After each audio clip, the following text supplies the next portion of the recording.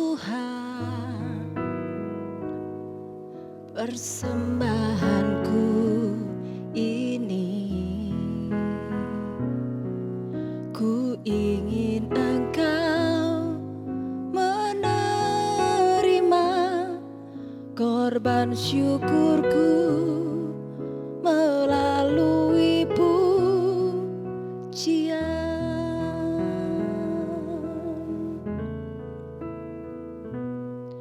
Ku bawa kepadamu,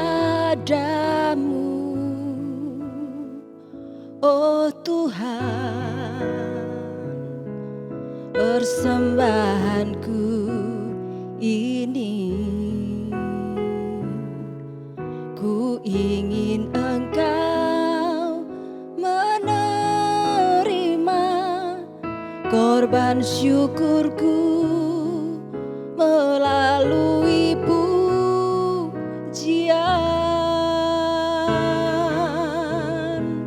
Takkan pernah ku bawa selain yang terbaik, yang harum dan sejati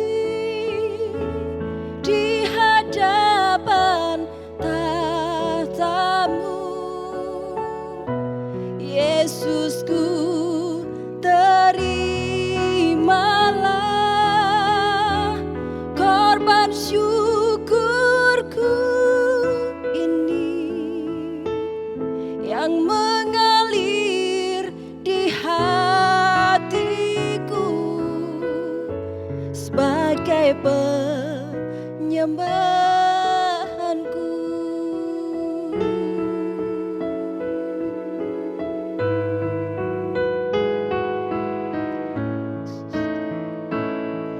Ku bawa kepadamu,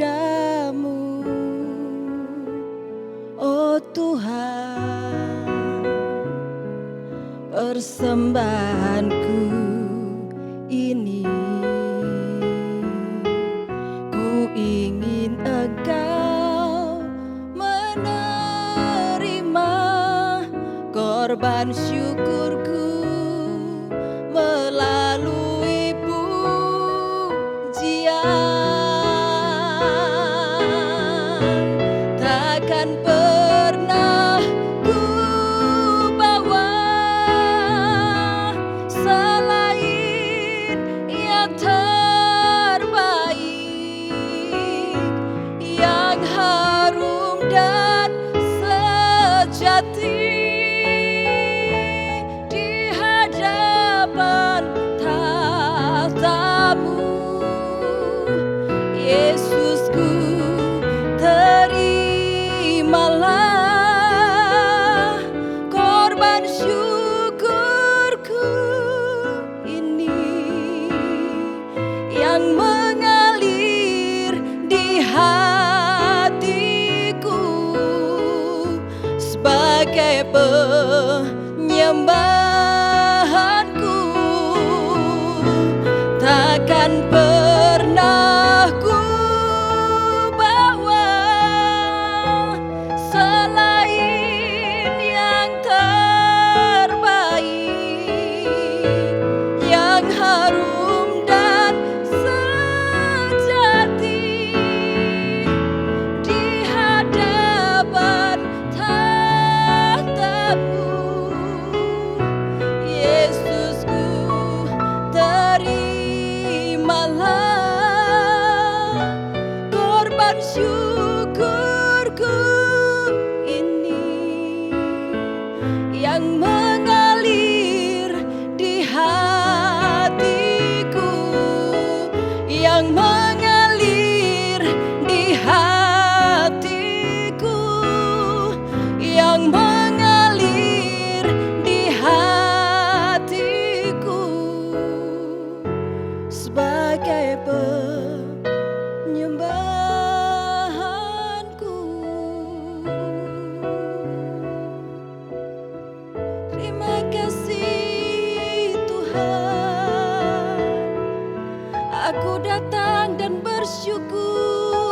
hadapan-Mu. Terima kasih untuk kemurahan-Mu. Terima kasih untuk kebaikan-Mu yang tak pernah berkesudahan. Yesus Tuhan, terima kasih Yesus. Ya Rabba ya Syakara Rabba ya Se. Terima kasih Tuhan untuk kasih-Mu. Kami bawa hidup kami sebagai persembahan yang hidup dan yang berkenan di hadapan-Mu, Tuhan. Ya Rabba ya So.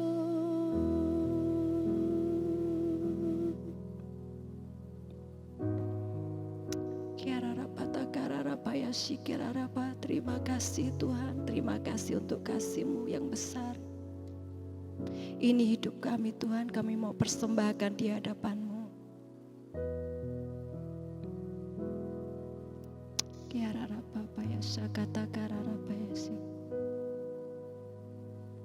Betapa hati kami bersyukur kepada-Mu Tuhan Yesus.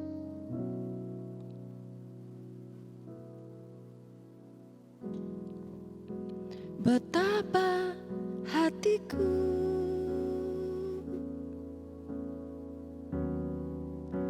berterima kasih Yesus, Kau mengasihiku,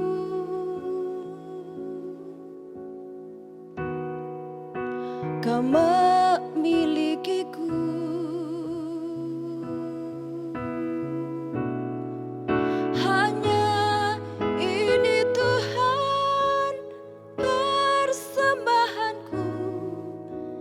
Segenap hidupku, jiwa dan ragaku, sebab tak ku miliki harta kekayaan yang cukup berarti untuk ku persembahkan. Hanya ini Tuhan permohonanku. Terimalah Tuhan persembahanku, pakailah hidupku sebagai alat-Mu seumur hidupku.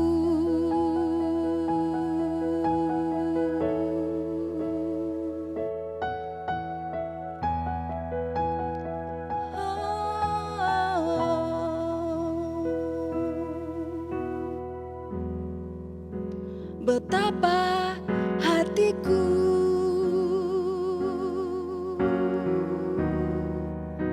berterima kasih Yesus.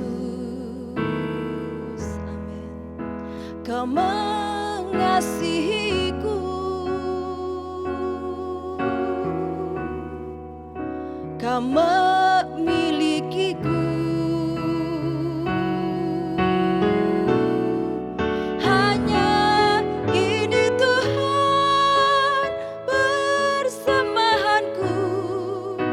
Segenap hidupku, jiwa dan ragaku, sebab tak ku miliki harta kekayaan yang cukup berarti untuk ku persembahkan. Hanya ini Tuhan permohonanku.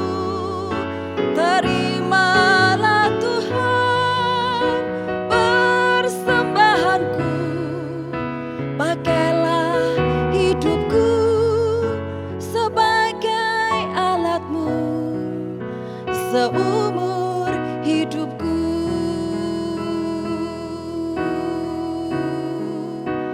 Pakailah hidupku sebagai alatmu seumur hidupku.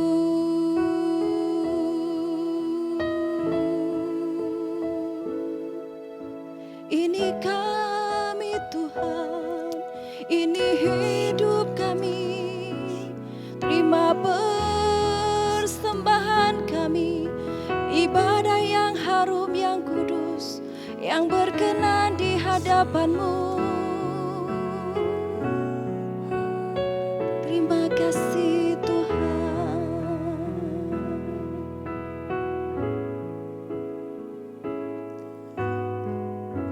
Bacaan firman Tuhan pada hari ini terambil di dalam kitab Kejadian 12, ayatnya yang pertama sampai ayat yang ke-9.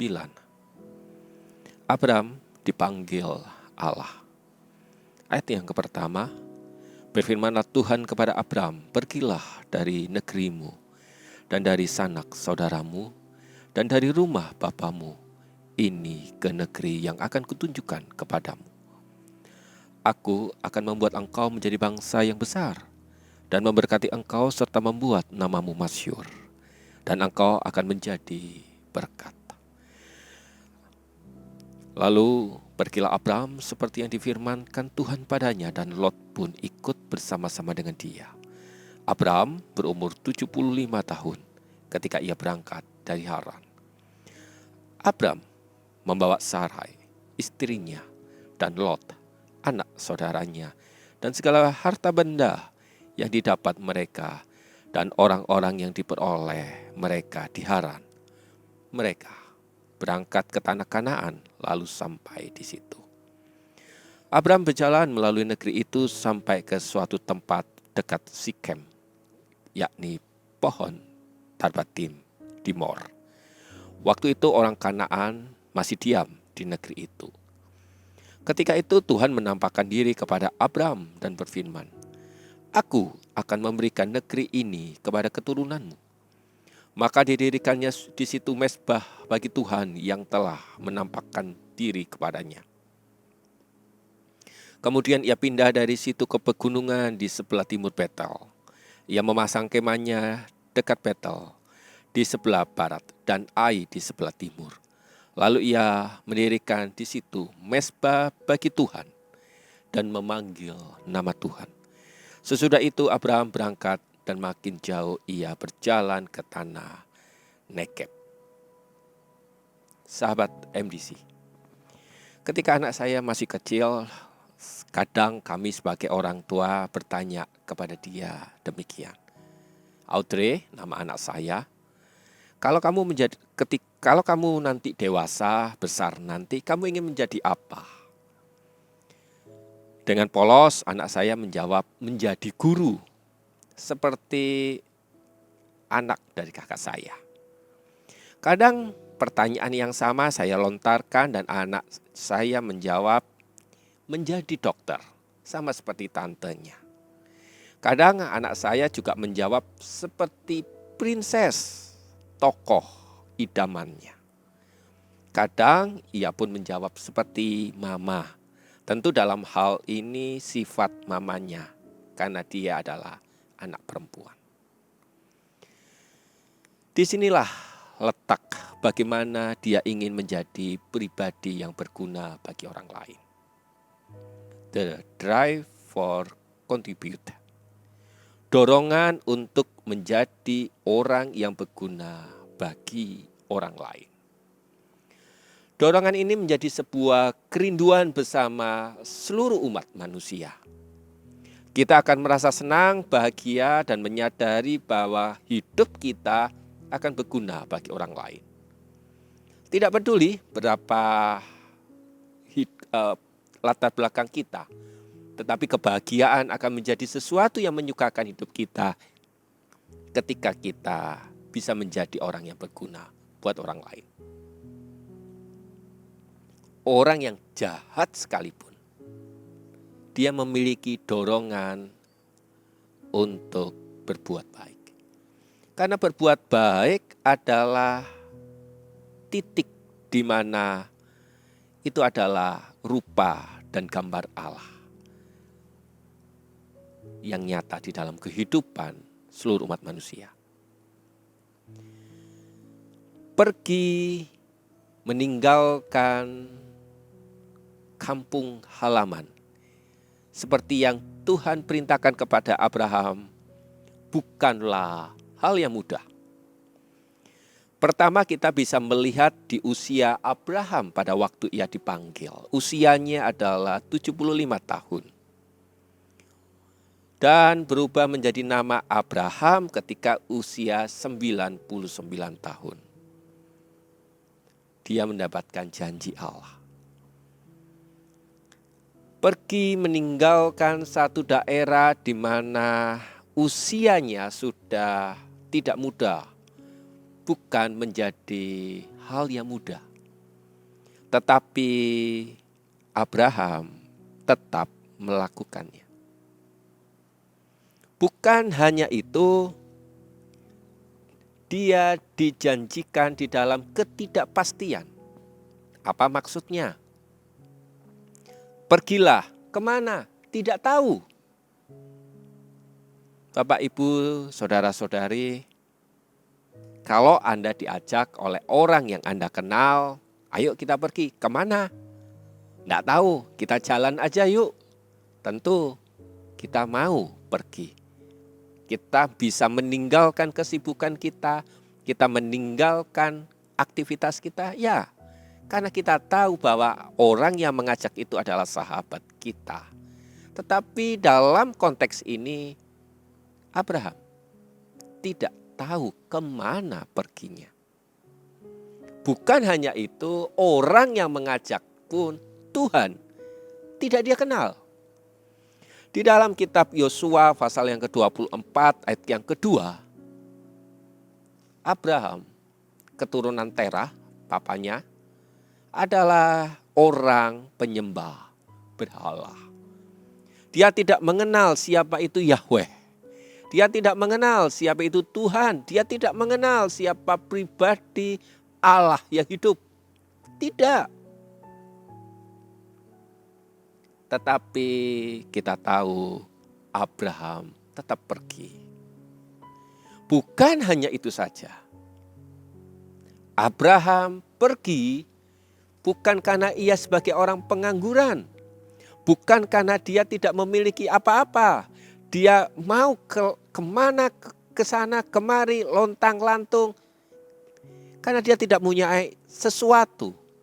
Tetapi firman Tuhan dikatakan di dalam Kejadian 12 ayat ke-4 sampai yang ke-5. Dia adalah orang kaya.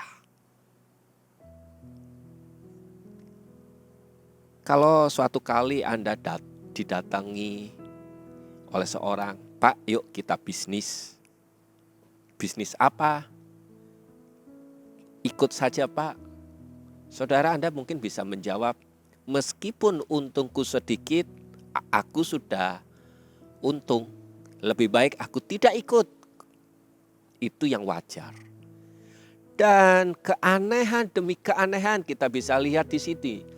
Bahwa Abraham meninggalkan kemapanannya, meninggalkan harta kekayaannya, meninggalkan kotanya yang begitu sangat maju, Mesopotamia pada waktu itu. Ibarat sebuah kota yang begitu besar. Ayo kita pergi. Kemana? Enggak tahu.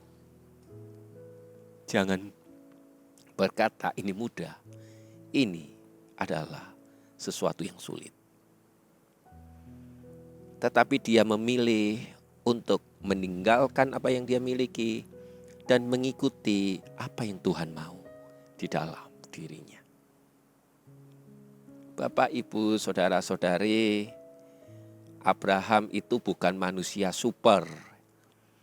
Di dalam kehidupannya, di dalam kisah yang kita bisa baca di dalam kitab Kejadian kehidupan Abraham, dia bisa marah, dia bisa menangis, dia bisa ragu, dia bisa cemas, dia bisa mengambil keputusan seenaknya. Itulah manusia.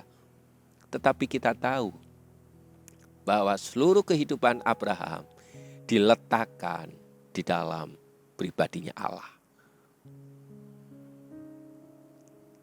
Kalau Abraham bisa, seharusnya dan semestinya Anda dan saya pun bisa melakukannya. Meninggalkan dan memilih apa yang Tuhan mau di dalam hidup ini. Hanya saja kitalah yang memilih untuk tidak meninggalkan apa yang kita miliki. Bapak, Ibu, saudara-saudari, memang Abraham dijanjikan dia akan menerima tanah, dia akan menerima keturunan, dan dia akan menerima berkat. Tapi itu kan masih berupa janji. Sama seperti Anda menjanjikan sesuatu kepada saya. Pak, besok ya, apakah saya sudah menerimanya? Belum. Itu janji. Tetapi di dalam Roma 1 ayat ke-17, Abraham meninggalkan semuanya dan dia menjadi orang yang benar karena dia menaruh kepercayaannya kepada Allah. Apakah dia pergi karena sebuah janji? Bisa ya, tetapi bukan karena sekedar janji. Kalau semisalnya Abraham tidak diberi janji oleh Allah, apakah dia akan pergi? Bisa iya, bisa tidak. Tetapi Alkitab menegaskan di bacaan kita ini, bukan masalah janjinya, tetapi bagaimana Abraham menaruh kepercayaannya di dalam hidupnya kepada Allah. Dan Allah memberikan berkatnya itu atas hidup kita. Seringkali kita berkata, saya akan pergi mengikut Tuhan kalau terlebih dahulu saya mengalami kelimpahan. Saya akan pergi menceritakan kasih Tuhan kalau saya mengalami mujizat. Saya akan pergi memberi kalau terlebih dahulu Tuhan memberi. Saya akan menghormati orang tua kalau orang tua terlebih dahulu memberi kepada saya. Kisah ini akan mengajarkan kepada kita sebuah dorongan untuk kita berguna bagi orang lain. Bermanfaat buat orang lain. Meskipun kita belum menerima apa yang sudah Tuhan janjikan. Jangan persempit makna berkat hanya sekedar materi seperti yang Allah janjikan kepada Abraham. Tetapi bukankah sebenarnya Yesus Kristus adalah berkat yang sejati yang harus kita bagikan kepada orang lain? Karena disitulah berkat secara luar biasa itu akan diberikan oleh Dia. Saya sangat tertarik ketika membaca kitab Yohanes 8 ayat ke-29. Dikatakan seperti ini. Jika kita mengaku kita sebagai anak Abraham, maka kita akan mengerjakan pekerjaan-pekerjaan yang dikerjakan oleh Abraham. Ia mengerjakan hidupnya berguna buat orang lain. Dan jadilah hidup ini berguna buat orang-orang yang ada di sekitar kita. Hari ini, ambillah, ingatlah, satu orang di mana Anda akan menjadi berkat buat orang itu. Disitulah kasih setia Tuhan, kebaikan Tuhan, penyertaan Tuhan akan dinyatakan buat orang-orang yang akan memberkati orang lain. Kiranya firman Tuhan pada hari ini mengingatkan kita bahwa kita dipanggil untuk selalu menjadi berkat. The Drive Contribute. Hidup Tuhan memberkati Anda.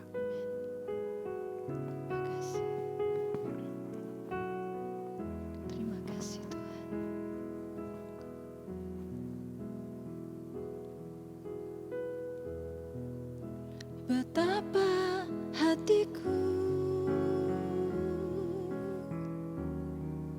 berterima kasih Tuhan, Kau mengasihiku, Kau memilikiku. Hanya ini Tuhan persembahanku, segenap hidupku, jiwa dan ragaku. Sebab tak ku miliki harta kekayaan yang cukup berarti untuk ku persembahkan. Hanya ini Tuhan permohonanku, terimalah Tuhan persembahanku. Pakailah hidupku sebagai alat-Mu seumur hidupku.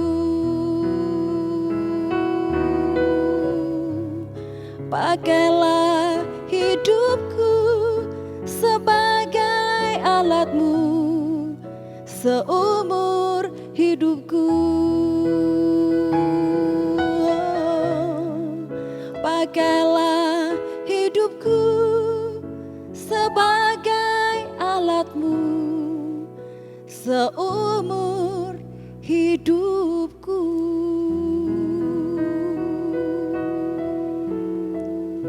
Hamba-Mu berdoa pada pagi hari ini, biarkan kemurahan Allah itu nyata di dalam kehidupan kami semua, supaya kami mempersembahkan tubuh kami sebagai sebuah persembahan yang hidup, yang kudus dan yang berkenan kepada Allah, dan memberikan hidup kami kepada Tuhan untuk menjadi berkat buat orang-orang yang ada di sekeliling kami, itu menjadi sebuah ibadah yang sejati. Kiranya Roh Kudus menguatkan, meneguhkan kami semua, para hamba-hamba Tuhan, para anak-anak Tuhan, dimanapun mereka berada. Kiranya menjadikan kehidupan Kristus itu yang telah terbagi-bagikan di dalam kehidupan kami semua, itu jadi nyata. Terima kasih ya Tuhan untuk firman Tuhan yang pada pagi ini disampaikan. Kiranya itu menjadi penolong langkah kami, menjadi umat-umat Allah untuk tidak serupa dengan dunia, tetapi mengalami perubahan di dalam budi kami.